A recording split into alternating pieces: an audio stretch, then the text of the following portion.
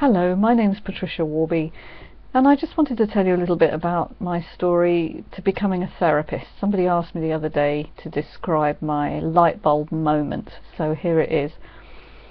About 15 years ago now, I started to develop some chronic health problems, which made life rather difficult. I ended up with swollen joints, I couldn't sleep, I was having all sorts of depressive symptoms, generally finding my energy levels plummeting, and I suppose I had what would now be called the beginnings of chronic fatigue, but at the time I didn't really know what that was, and certainly my GP didn't either.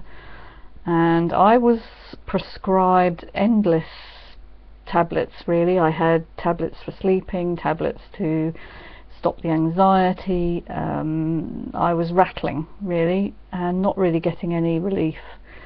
And in the end, my GP did a lot of tests, but he eventually said to me, "I'm afraid I don't know what's wrong with you." And he gave me 3 months supply of painkillers and said, "You're just going to have to wait, and eventually it will go, I expect, and be patient." But patience, unfortunately, isn't one of my characteristics, and I also felt surely there must be a different answer. And I had a science background, and I was familiar with doing research, and so I decided I was going to do some research myself and find out what on earth was going on, and if there was anything I could do to help myself recover. So as a last resort, I have to be honest, I decided I would investigate something that friends of mine had suggested, which was to go to a so-called alternative practitioner, and I went to see a Chinese herbalist, very much against my previous training or understanding of the world. And I remember thinking, well, what have I got to lose? Because I was in so much pain. It didn't seem to be an issue, really. If it didn't work, then it was just another thing that hadn't worked. But I was completely shocked, because within 3 days of having the herbal concoction that I was given, my joints started to go down. I found I could sleep again, and generally I just felt a whole lot better. It probably took about 6 months for all the symptoms to abate fully, and in that time I was looking into improving my nutrition and detoxifying my body, because that was the Chinese diagnosis, was that I was just completely toxic.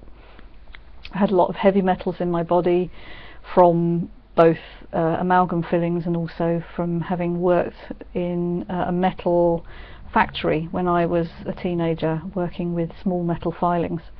So it seemed very likely I had high levels of lead and mercury in my body, and that certainly wasn't helping.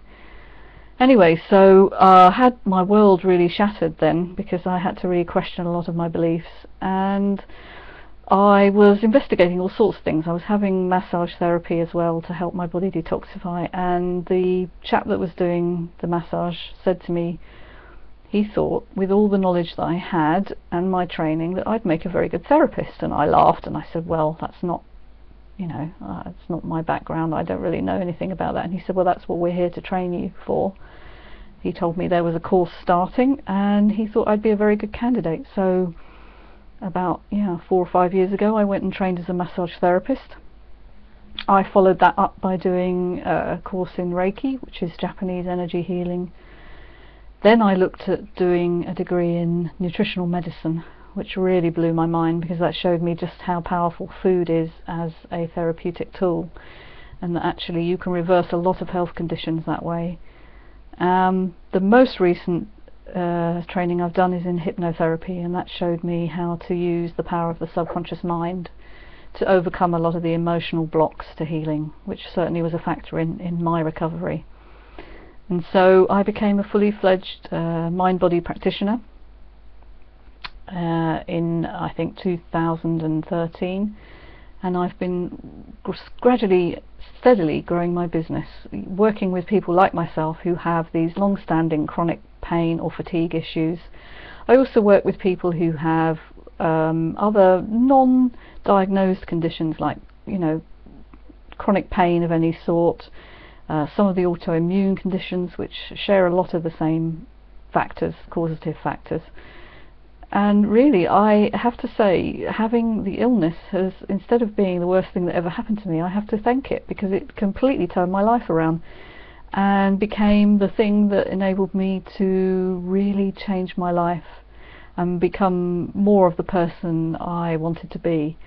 And so it's sort of like, yeah, it's my light bulb moment, and here I am doing this thing that I never would have believed possible. So if any of this interests you or excites you to try and do something similar, get in touch. Okay, thanks.